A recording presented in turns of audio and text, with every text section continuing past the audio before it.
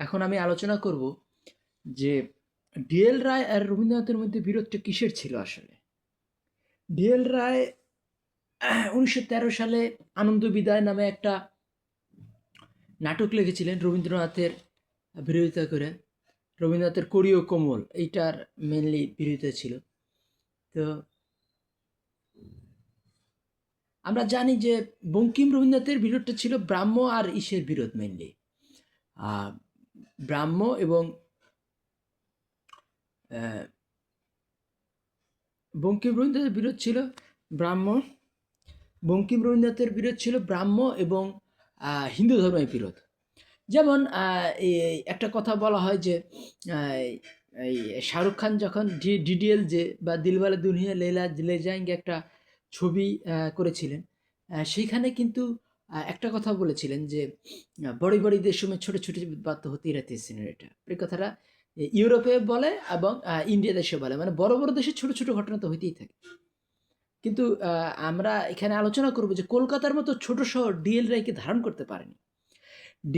আমরা জানি নজরুল এবং রবীন্দ্রনাথের মধ্যে যে বিরোধ হয়েছিল সেটা কিন্তু উর্দু এবং হিন্দুস্তানি সভ্যতার সাথে বাঙালি সভ্যতার একটা বিরোধ। কিন্তু বঙ্কিম আর রবীন্দ্রনাথের বিরোধটাকে আমরা অনেকখানি বুঝি। নজরুল এবং রবীন্দ্রনাথের বিরোধ এটাকে আমরা অনেকখানি বুঝি, কিন্তু রবীন্দ্রনাথ আর ডিএল রায়ের বিরোধটা আমরা অনেক ক্ষেত্রে বুঝি না। তো ডিএল রায় এবং বঙ্কিমের ডিএল রায় এবং রবীন্দ্রনাথের মধ্যে বিরোধ এটাও কিন্তু আসলে উর্দু সভ্যতা বা হিন্দুস্তানি সভ্যতার সাথে বাংলা সভ্যতার বিরোধ, কিন্তু এটা মানে প্রচ্ছন্ন, তো এটা অনেকে বুঝে না। তো কলকাতার মতো ছোট শহর, মানে ওই যে বড় বড় দেশে ছোট ছোট ঘটনা হতেই থাকে, কিন্তু ছোট শহরে বড় মানুষ যদি জন্মায় তখন কিন্তু প্রবলেম হয়ে যায়। ছোট শহরে যদি বড় মানুষ জন্মায় তখন সে মানুষটা অনেক রকম ঘাত প্রতিঘাত সহ্য করে, এবং সে মানুষটা যদি প্রকৃতই খুব বড় হয়ে যায় তখন সে ছোট শহরকে বড় করে ফেলে। যেমন শেক্সপিয়ার ছোট ইংল্যান্ডকে অনেক বড় করে ফেলেছিল।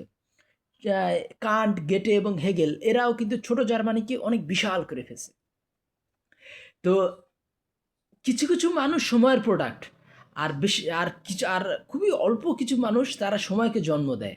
তো সেই রকমই মানুষ ছিলেন শেক্সপিয়ার এবং কান্ট, গেটে, হেগেল এরা সময়কে জন্ম দিয়েছেন। কিন্তু ডিএল রায় অত বড় ছিলেন না যে ছোট কলকাতাকে বড় করে ফেলবেন। তাহলে এই জিনিসটা আমাদের বুঝতে হবে যে তাহলে কলকাতার সমস্যাটা কী। কলকাতার সমস্যাটা হলো রবীন্দ্রনাথ নিজে। তিনি হলেন গিয়ে প্লেটোর মতোই, এই যে না মালে দৌলতে কারণ না ফিকারে আফলাতুন।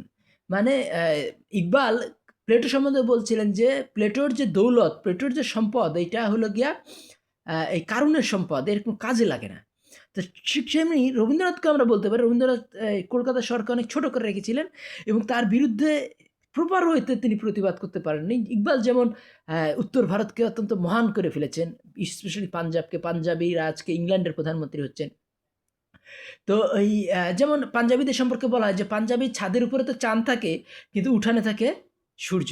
তাহলে এই যে তাহলে পাঞ্জাবিদের উঠানে সূর্য কে নিয়ে এসছেন? ইকবাল নিয়ে এসছেন। কিন্তু ঠিক এই ধারাটাই কিন্তু হিন্দুস্তানি ধারাটাই কিছুটা প্রমোট করতে চাচ্ছিলেন বা ইন্ডিয়ানদের মহান করতে যাচ্ছিলেন কে?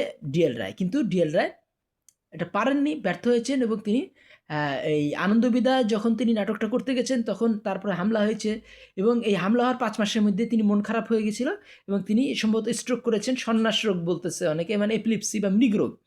তো মৃগ রোগ হোক আর স্ট্রোক করুক, তিনি কিন্তু এই 1913 সালের এপ্রিলের দিকে তিনি মারা যান এবং তারপরে তার কয়েক মাস পরে নোবেল প্রাইজ পান কে?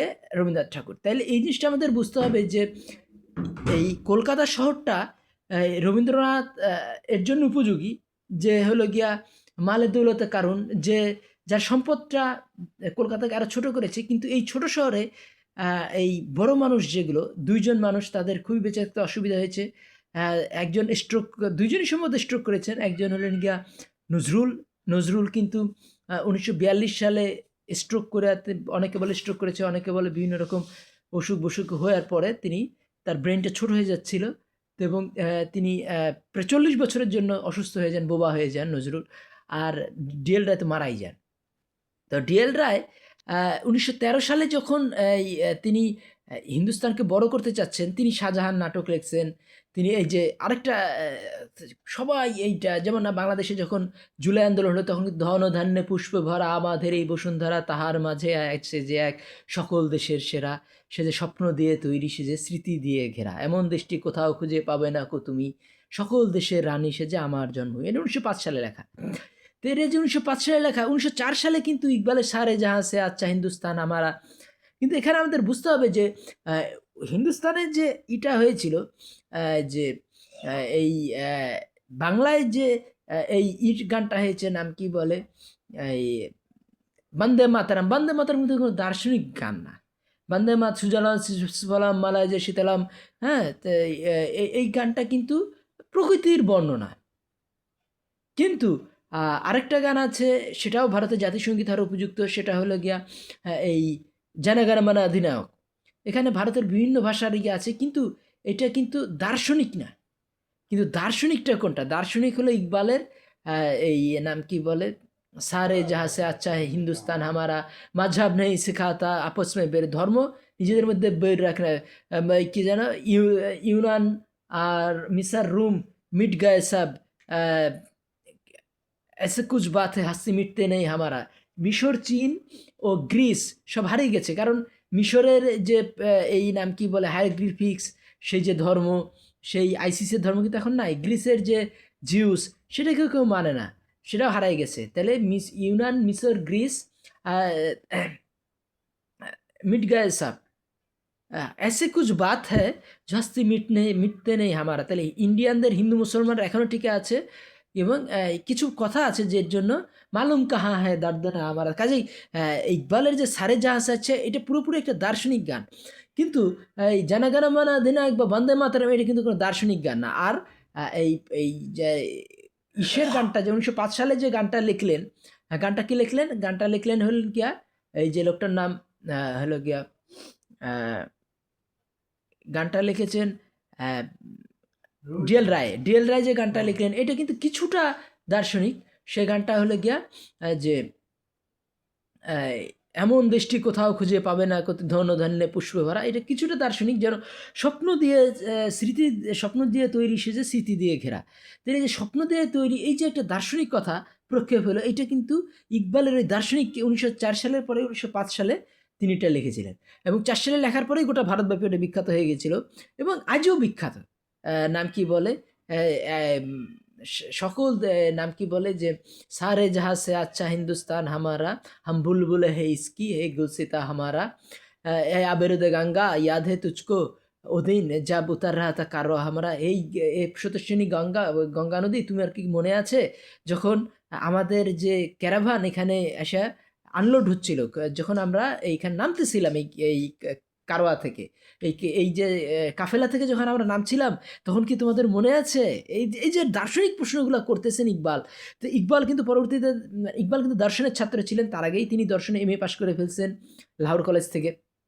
তো কাজেই এই যে এই কিন্তু কিন্তু এখানে একটা কিন্তু আছে, যে ভারতবাসী যে বারবার, বিশেষ করে পশ্চিমবাংলার এরা কিন্তু বারবার বন্দে মাতরমের সাথে ইসের তুলনা করে, এই নাম কি বলে, জনগণ মন অধিনায়ক। কিন্তু এখানে কিন্তু আরেকটা সঙ্গীত, যেটা গোটা ভারতের জাতীয়সঙ্গীত হওয়ার উপযুক্ত ছিল, সেটার কথা কিন্তু আমরা বলি না। তাহলে এই জিনিসগুলো আমাদের খেয়াল রাখতে হবে, যে এই 1904 সালের যে মানে, এবং এখানে বুঝতে হবে যে ডিএল রায় যে 1905 সাল লিখলেন, কিভাবে লিখলেন, আমি কি আন্দাজেই বলতেছি? এটা বুঝতে হবে যে ডিএল রায় কিন্তু তার বাবা ছিলেন এই কৃষ্ণচন্দ্র রায়ের দেওয়ান, এবং তিনি প্রচণ্ডভাবে হিন্দুস্তানি সঙ্গীত চর্চা করতেন, তার বাবা। তাহলে এই যে ডিএল রায় কিন্তু ছোটোবেলা থেকেই হিন্দুস্তানি সঙ্গীতের সাথে পরিচিত ছিলেন, হিন্দুস্তানি ভাষাটা তিনি পারতেন। ফলে এই যে 1904 সালের পর থেকে কিন্তু 1905 সালে তিনি লন্ডনে পিএইচডি করতে গেলেন, তখনও কিন্তু 2-4টা গান টান লিখেছেন, এবং সেই গানগুলো কিন্তু ভারত আসা বিখ্যাত হচ্ছিল। এবং 1907 সালে তিনি যে লিখে ফেলেন, সেটা কিন্তু একটা আই ওপেনিং। সেটা হলে গিয়া যে যে नाम की बोले, दीवार मगरिब की रहने वालों, खुदा की बस्ती दुकान नहीं है, হ্যাঁ, খারা জিসকো সমাজ रहे हो ও জেরে কামায়ার হোগা। তুমি যে টাকাটাকে তুমি মনে করতেছো একেবারে মানে মানে গ্রানাইটের মতো মজবুত, সেটা কিন্তু পরে অচল হয়ে যাবে। সেই টাকাটা কি, মানে বলছে যে এই খোদার দুনিয়াটা দোকান না, এখানে কিন্তু তোমার দুনিয়াটা কি, তাহলে ইবাদত গাহ। ইকবাল বলতেছেন যেখানে তুমি মানে এই মির্জা গালিবের একটা লাইন আছে যে ইয়ে কি নমরুদ কি খোদাই হ্যাঁ যে বন্দেগি মুঝকো ভালাই না হুয়া, মানে এটা কি মানে শোপেনহাওয়ার যেটা বলতেছেন যে এই পৃথিবীর খোদা কি শয়তান, যে যেখানে আমি যত আরাধনা করছি বন্দেগি করতেছি তখন কি আমার ভালো হচ্ছে না, আমার আরও খারাপ হচ্ছে। তো এই যে শোপেনহাওয়ারের যে প্রশ্ন, গেটের যে প্রশ্ন যে যদি তুমি খোদা জাস্ট হয়, খোদা যদি ন্যায়পরায়ণ হয়, তুমি যত ভালো কাজ করবে তুমি ভালো ফল পাওয়া। কিন্তু দেখা যাচ্ছে যে এই মানে এই প্রশ্নটা গালিব করেছেন, এই প্রশ্নটা ইকবালও করেছেন। শিক্ষকতে পুরোপুরি কিন্তু এই কোশ্চেনগুলো খোদার বিরুদ্ধে। তাহলে খোদার বিরুদ্ধে কোশ্চেন এবং তার আনসার জবাব শিক্ষক কিন্তু ইকবাল দিচ্ছেন। তো যে জবাব শিক্ষকটা ভালো মতো গালিব দিতে পারেন না, সেটা কিন্তু ইকবাল দিয়েছেন। তাহলে ইকবাল যে দার্শনিক ট্রেন্ড সেট করতেছেন, সেটা কিন্তু 1907 সালে তিনি বলে দিয়েছেন যে এই যে নাম কি বলে যে যারা নাজুক, ইকবাল বলতেছে নাজুক যদি ডালে তুমি বাসা বানাও সে বাসাটা ভেঙে পড়বে। এটা কিন্তু আমরা দেখেছি যে প্রথম বিশ্বযুদ্ধ, দ্বিতীয় বিশ্বযুদ্ধে কিন্তু এই মানে ব্রিটিশ এবং জার্মান দুজনেরই ডাল ভেঙে পড়েছে, লক্ষ লক্ষ কোটি কোটি মানুষ মারা গেছে। তাহলে এই 1907 সালেই তিনি প্রেডিক্ট করেছেন বা ভবিষ্যৎবাণী করেছেন যে তোমারি তেহজিব আপনি খাঞ্জার সে খুদকুশি করেঙ্গে, যে তোমাদের যে সভ্যতা নিজের অস্ত্রেই আত্মহত্যা করবে। তো নিজেদের আবিষ্কার করা কামান, নিজেদের আবিষ্কার করা ট্যাঙ্ক, নিজেদের আবিষ্কার করা প্লেন নিয়ে নিজেরা পশ্চিমা সভ্যতা জার্মান আর ব্রিটেন এরা কিন্তু মারামারি শুরু করলো, একবার না দুইবার, একবার 4 বছর ধরে, একবার 6 বছর ধরে। তাহলে এই যে মানে সেলফ রিয়েলাইজেশন করা, সেলফ অ্যাকচুয়ালাইজেশন করা, নিজেকে মূল্যায়ন করা, এই মূল্যায়ন করতে বারবার বলতেছিলেন ইকবাল। কারণ জার্মান দর্শন কিন্তু বারবারই এই সমালোচনা করে কি এই ওয়েস্টার্ন প্রযুক্তির। যদিও তারা প্রযুক্তিতে জার্মানি ইউরোপের শ্রেষ্ঠ, কিন্তু তারা প্রশ্ন করতেছে যে আমরা যে একটা মানে একজনের আঙ্গুল যদি কলা গাছের সমান হয়ে যায়, সে কিন্তু আঙ্গুলটা লাইতে পারবে না, কারণ তার হাতটা কিন্তু অত বড় আঙ্গুলকে ধরে রাখার সমর্থ না। তো জার্মানরা প্রশ্ন করছে যে আমাদের যে প্রযুক্তি, সেই প্রযুক্তিটা অনেক বেড়ে গেছে, কিন্তু মানুষের মধ্যে সততা নাই, মানুষের মধ্যে প্রশ্ন করা নাই, মানুষের পরিবারগুলো ভেঙে যাচ্ছে, মেয়েদেরকে কোনো ডিসিপ্লিন শেখানো হচ্ছে না, পুরুষদেরকে কোনো ডিসিপ্লিন শেখানো হচ্ছে না।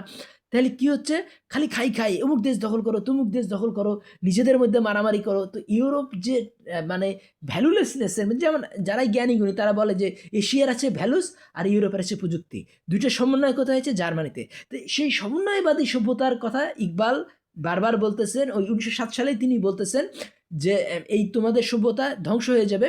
তখন কিন্তু ইকবাল ওই লাইনটাও শেষে বলতেছে যে না পুছ ইকবাল কা ঠিকানা বেটা হে সারো রাহ পার, যে ইকবালের ঠিকানা জিজ্ঞেস করো না, বসে আছে রাস্তার মাথায়, সিতাম কাশকা ইন্তজার হোগা, অত্যাচারের অপেক্ষায়। মানে আমার এই কথাগুলোর জন্য যদি তোমরা আমাকে অত্যাচার করো, তাহলে আমি রাস্তার মাথায় বসে আছি, আমাকে অত্যাচার করলে করতে পারো। তার মানে কি, তার ওই কথাগুলোর জন্য তিনি জীবন দিতেও রাজি আছেন, তিনি তার এই মানুষ অত্যাচার সহ্য করতেও রাজি আছেন। তাহলে 1907 সাল থেকে 1912 সাল পর্যন্ত যে এখানে কিন্তু যে এই সময়টা কিন্তু রবীন্দ্রনাথ প্রচণ্ডভাবেই ব্রিটিশ মুখী, আর এই সময়টা কিন্তু এই ইকবাল কিন্তু প্রচণ্ডভাবেই জার্মানমুখী।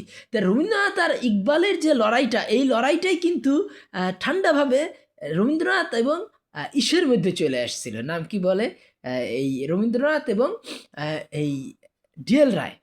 তো এবং ডিএল রায়ের বাবা কিন্তু এটা তিনি মানে প্রচণ্ডভাবেই হিন্দুস্তানি সঙ্গীত চর্চা করতেন। ফলে এই হিন্দুস্তানি সঙ্গীত যে ওর যে কবিতাগুলা, এগুলোও চলে আসছিল। এবং আমি তো বললামই যে সারে জাহাঁ সে আচ্ছা এবং সকল দেশের রানী একই কথা, পৃথিবীর সব দেশের থেকে ভালো আর সকল দেশের রানী, এটার মধ্যে কোনো তফাৎ নাই। তো কাজেই সারে জাহাঁ সে আচ্ছা গানের প্রভাব যে ইসের পরে পড়েছে, এই যে সকল দেশের রানী সে যে আমার জন্মভূমি, ধন ধান্যে পুষ্পে ভরা আমাদের এই বসুন্ধরা, এটা কিন্তু ইকবালের 1904 সালের প্রভাবে যে 1905 সালে এইটা লিখেছেন ডিএল রায়। কিন্তু ডিএল রায় এই যে বড়, ডিএল রায় বারবার বলতেছেন যে ম্যাও ম্যাও আমরা কি করতেছি বাঙালি ম্যাও ম্যাও। তো এই বাঙালি ম্যাও ম্যাও কাকে বলতেছেন উদ্দেশ্য করে, তিনি বলছেন রবীন্দ্রনাথের যে চিন্তা ভাবনা ব্রিটিশ বন্দনা, কিন্তু এই ব্রিটিশের সমালোচনা করছেন কে, ইকবাল সমালোচনা করছে কিসের ভিত্তিতে, জার্মান দর্শনের ভিত্তিতে। আর জার্মান দর্শন কি বলতেছে যে পৃথিবীর শ্রেষ্ঠ দর্শন ইসলামী দর্শন, আর তারপরেই আছে হিন্দুত্বের মধ্যেও কিছু যে মহান আছে, যেমন শ্রীরামের কথা যে বলছেন ইকবাল, শ্রীরামের পরে কিন্তু একটা বিরাট কবিতা আছে ইকবালের, সেখানে তিনি বলতেছেন যে এই মানে ওই যে রামের যে ত্যাগ তিতিক্ষার গল্প, সেটাই কিন্তু হিন্দুত্বকে টিকিয়ে রাখতে সাহায্য করেছে। তাহলে এই যে এই জার্মানদের মুসলিম বন্দনা বা হিন্দু বন্দনা এইটাকেই প্রমোট করতে যাচ্ছিলেন কে, এই ডিএল রায়। এবং এইখানেই কিন্তু ডিএল রায়ের সাথে রবীন্দ্রনাথের বিরোধ। কারণ কি 1908 সালে তিনি কি লিখলেন, তিনি লিখলেন যে গোরা, 400 পেজের বই রবীন্দ্রনাথ। এখানে তিনি দেখাচ্ছেন যে ওই নাম কি বলে ওই ব্রিটিশ বিরোধিতা করতে যায় তিনি ব্রিটিশ মুগ্ধ হয়ে গেলেন। কারণ দেখা গেল যে তিনি ওই গোরার যে নায়ক গোরা, সে কিন্তু প্রচণ্ডভাবে ব্রিটিশ বিরোধী। সে কিন্তু প্রচণ্ডভাবেই মানে ব্রিটিশের বিরুদ্ধে সে অর্গানাইজ করে, ই করে, সি করে। কিন্তু শেষ মুহূর্তে তার বাপ বলে দেয় যে আমি তোমার আসল বাপ না, তোমার আসল বাপ হলো গিয়া এইটা এই একজন ব্রিটিশ। এবং তাকে ওই হত্যা করতে যাচ্ছিল কারা, এই যারা বিদ্রোহী 1857 সালের যে বিদ্রোহী সৈন্যরা হত্যা করতে যাচ্ছিল। আমি তোমাকে তোমার মাকে আর তোমাকে বাঁচাই ফেলছিলাম, এবং তুমি মহিলা অসুখে মারা যান, এবং তুমি আমাদের কাছেই, কিন্তু আমরা প্রকাশ করিনি যে তুমি আসলে এই ব্রিটিশের সন্তান। কিন্তু তখন সে রিয়েলাইজ করে যে এই যে আমার বাবাকে বাঁচাইতে যে ডাক্তারটা, ব্রিটিশ ডাক্তারকে নিয়ে আসছি, এই ব্রিটিশরাই তো আমার আপন, এরা তো আমার আপন না সেভাবে রক্তের দিক থেকে। তো এই যে মানে ইউনিভার্সালিটি, সবার প্রতি মমত্ব, ভালোবাসা, কিন্তু ব্রিটিশের যে খারাপ দিক আছে সেইটা কিন্তু রবীন্দ্রনাথের লেখায় সেভাবে ফুটে ওঠেনি। বেশিরভাগ ক্ষেত্রেই রবীন্দ্রনাথের মধ্যে ব্রিটিশের বন্দনাটাই আসছে। এবং ঘরে বাইরে তো দেখা যায় যে জমিদার হলো গিয়ে কি মানুষের মঙ্গল চায়, আর নাম কি বলে, আর এই যে বিপ্লবী সে কিন্তু গয়নাগাটি কালেক্ট করে জমিদার বউয়ের, বিভিন্ন মানুষের, এবং এই গয়নাগাটি চুরি করে সে পালাই যায় দেশ স্বাধীনতার উদ্দেশ্যে না। অথচ আমরা জানি কি যে কি প্রচণ্ড অত্যাচার জমিদাররা করেছে ব্রিটিশ আমলে, আর কি প্রচণ্ড ত্যাক্তি দীক্ষা যারা এই স্বদেশী আন্দোলন করতো তারা করেছে। কিন্তু সেই ট্রেন্ডের বিরুদ্ধে যায় রবীন্দ্রনাথ কিন্তু ঘরে বাইরে লিখলেন, এই গোরা লিখলেন। তো গোরা কিন্তু গোরা কিন্তু গোরার এই কাহিনিগুলো কিন্তু প্রচণ্ডভাবেই পড়েছিলেন এই ডিএল রায়। এবং আহ, আহ, এবং এই জিনিসটাই আমার বোঝার উদ্দেশ্য যে এই ডিএল রায় কিন্তু ব্রিটিশ বিরোধী ছিলেন প্রচণ্ডভাবেই। আর এই ডিএল রায় কিন্তু হিন্দু ছিলেন। আর কিন্তু মানে রবীন্দ্রনাথ ছিলেন অনেকখানি ব্রিটিশপন্থী। কারণ ব্রাহ্মরা কিন্তু প্রচণ্ড, যেমন নজরুল এবং এই জীবনানন্দ দুজনেই কিন্তু ব্রিটিশ। নজরুল এবং জীবনানন্দ দুজনেই কিন্তু 1899 সালে জন্ম। কিন্তু নজরুল যখন শয়ে কবিতা ব্রিটিশের বিরুদ্ধে লিখছেন, জেলে যাচ্ছেন, কিন্তু রবীন্দ্রনাথ তো কোনোদিনই জেলে যাননি। আর এই নাম কি বলে জীবনানন্দ দাশও কোনোদিন জেলে যাননি। এবং নজরুল বা ইসের মানে ব্রিটিশ বিরোধী কবিতা পাবেন না তেমন একটা। এবং জীবনানন্দ দাশের একটা কবিতাও নাই ব্রিটিশ বিরোধী। কারণ কি, কারণ রবীন্দ্রনাথ এবং জীবনানন্দ দুজনেই ছিলেন ব্রাহ্ম। আর ব্রাহ্মরা হলো গিয়া এদের সাংস্কৃতিক কিবলা হলো গিয়া লন্ডন। এবং এই ব্রাহ্মধর্ম প্রতিষ্ঠাতা রাজা রামমোহন রায়ের কবর আছে লন্ডনে। এবং কাদিয়ানিরাও যেমন ব্রিটিশের ভক্ত, আর ব্রাহ্মরাও কিন্তু ব্রিটিশের ভক্ত।